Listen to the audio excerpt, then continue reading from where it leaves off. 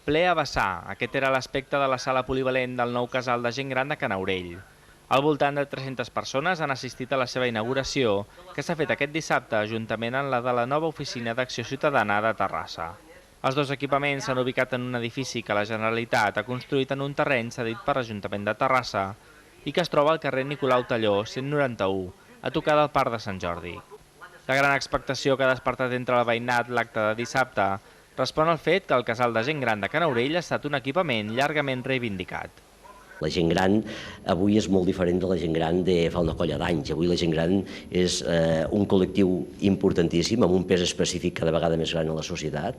La gent gran avui és activa, participa a les associacions, participa a les entitats i, per tant, el que es vol amb aquest equipament pensat també per la gent gran és donar resposta a les seves necessitats. El Departament de Governació i el conjunt de Govern de Catalunya ha d'estar a l'alçada de les necessitats, de les demandes que la gent gran exigeix. Llargament reivindicat, molt desitjat i que finalment avui és una realitat. No? Estem ara fent una visita i estem veient que realment és un equipament de qualitat, un equipament útil i és un edifici que també, independentment dels gustos de cadascú, és un edifici que és molt digne, que fa que el barri, en aquest cas el barri de Canaurell, hi tingui una presència molt interessant des del punt de vista arquitectònic al costat d'un lloc tan sensible i tan emblemàtic també com és el Parc de Sant Jordi.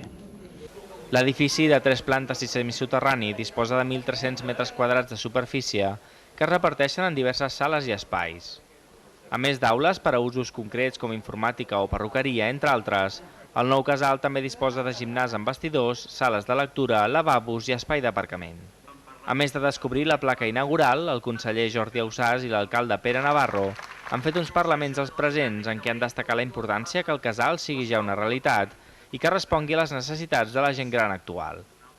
Prèviament a l'acte d'inauguració, el conseller de Governació i Administracions Públiques ha estat rebut a l'Ajuntament, on ha mantingut una trobada amb l'alcalde i els portaveus dels grups municipals, a més de signar en el llibre d'honor.